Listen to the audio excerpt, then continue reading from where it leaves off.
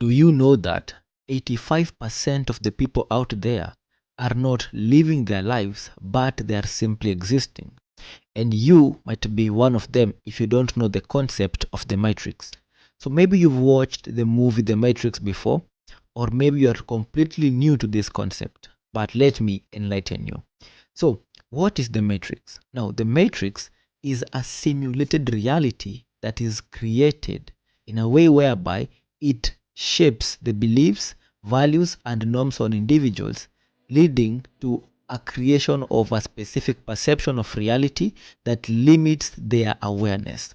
Now, this means that the moment we are born into this world, we are presented, we are projected, we are introduced to a system that leads us to having certain beliefs, values, and norms. And once we have these beliefs, values, and norms, it leads us into having a kind of perception about reality. And whatever perception we hold about reality, that is what we tend to get to experience. And that is simply the matrix. In simple terms, the matrix is an illusion world that is created to trap you and feed off of your energy.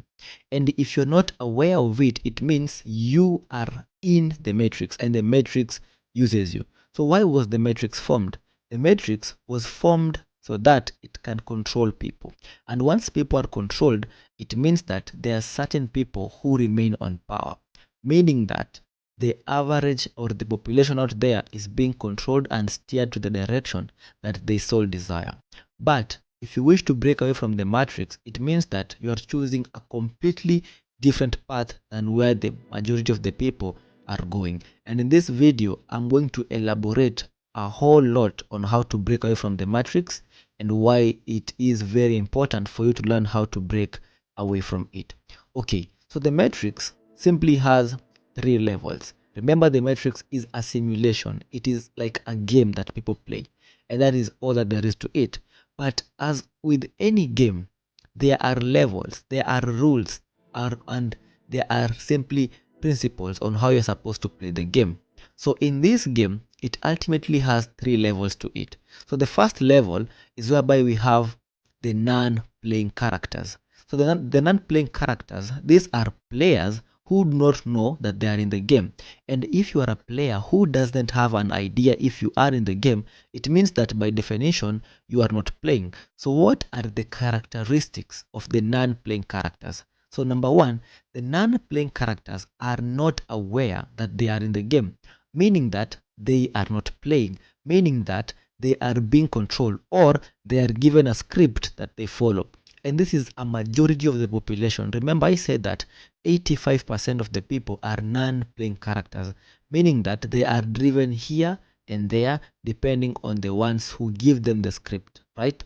So once you are in the non-playing character mode, it means that you do not know that you have the ability to change the game, you don't know that you have the ability to play the game, and you don't know even that you are in the game, meaning that you don't have an identity. You don't know who you are. You simply go with the crowd. You simply go with whatever you are given. You don't have that quality of awareness, that quality of critical thinking, meaning that your life will unfold according to the desires and wishes of other entities and other beings aside from yourself. And the non-playing character is actually the lowest level that you can play the game, and this is where we have the majority.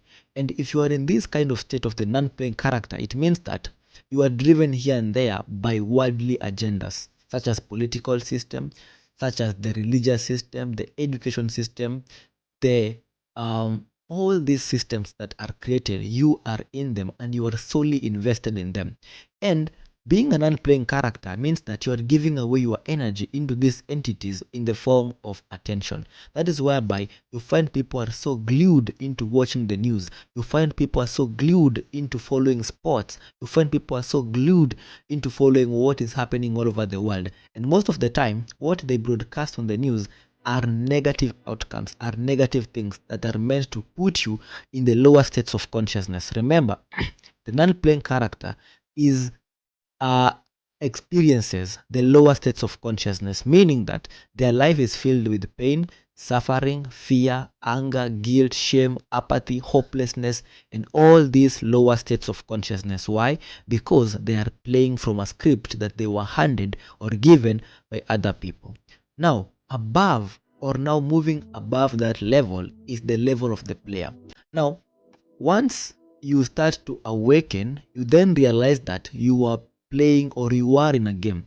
And in this game, you are actually the player. So when you rise from the level of, you rise from being a non-playing character, which is an NPC, and then you become a player, this is whereby you start developing an awareness, whereby you start to understand, you start to ask yourself questions, you start to be more curious about what makes you behave the way you are, what makes things happen the way they are, instead of now following blindly or blindly following the belief systems, following the societal conditionings that they have placed for you.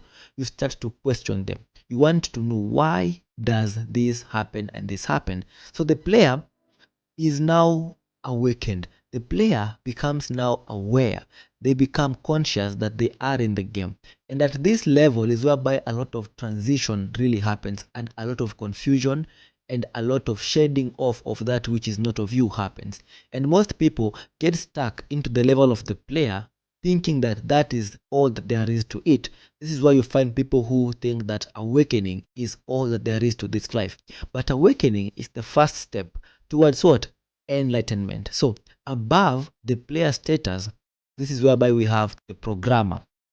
Now, once you start to become aware of what happens, it means that you start to gain control over your thoughts, over your emotions, over your beliefs. And then you come to realize that in as much as you can become aware of your limiting beliefs, you can become aware of the values, of the norms, of the societal conditionings and all deceptions, you realize that you are also capable of changing and shifting and aligning yourself to the desired ideas, beliefs that you really want. So you then now enter a journey of transformation from being a player into being a programmer. Being a programmer means that you now start to pick out the beliefs, you now start to pick out the ideas, the thoughts that you want to embody that will lead to the fulfillment of your truest self, or become the greater self that you envision to be.